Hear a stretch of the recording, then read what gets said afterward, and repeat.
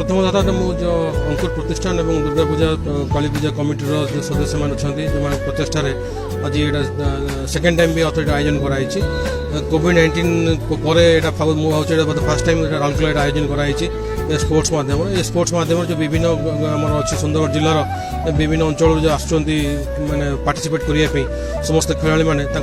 इंटरेस्ट अच्छे पार्टिसिपेट करने तब आप मेन मेन फोकस देती जो मैंने मोर जो क्रीड़ा अच्छी कबड्डी हो खो खो हो क्रिकेट हो जो भी स्पोर्ट्स हो तो जो ये सब प्लाटफर्म तैयारी करमती आप नेशनल लेवल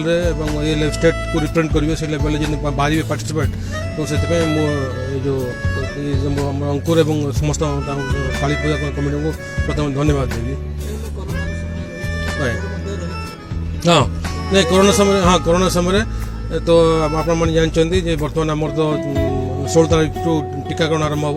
तो प्रथम पर्यायर आमर तो आप जानते जो सब स्वास्थ्यकर्मी जो मैंने फ्रंट लाइन अच्छा दिहब तो प्रथम से जिते पर्यटन समस्त टीका न नहीं से आम समस्ते प्रिकसन रहा पड़ो जमी कहली mask sanitization social distance maintain करके सेफ्रे रखी खेलिए किसी असुविधा आपणकर अंकुर स्पोर्ट्स फेस्टिवल बा क्रीड़ा महोत्सव ये पालित होगा जाऊँगी निश्चिंत एक स्वागत योग्य पदक्षेप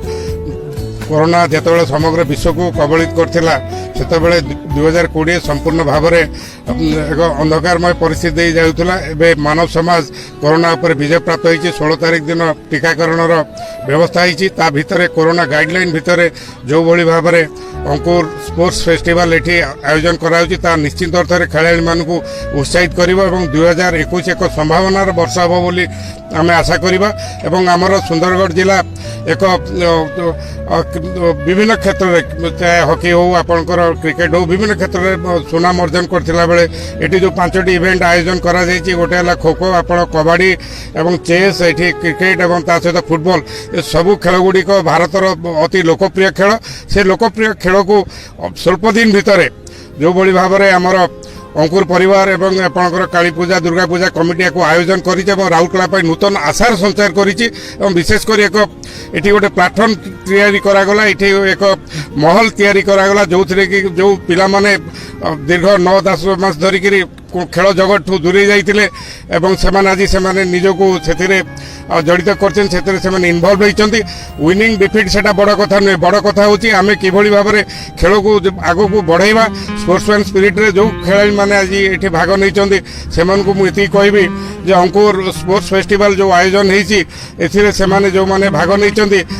भविष्य निश्चित उज्जवलमय हो एवं से 21 शताब्दी और 2021 मसीह एक नूतन संभावना वर्ष सृष्टि हो एवं से आम राज्य स्तर जातीय स्तर में निश्चित अर्थ में ये प्लाटफर्म हम ये ब्रीडिंग ग्राउंड हम जहारी मध्यम से राज्य स्तर और जातीय स्तर में पहुंची पारे ये आशा रख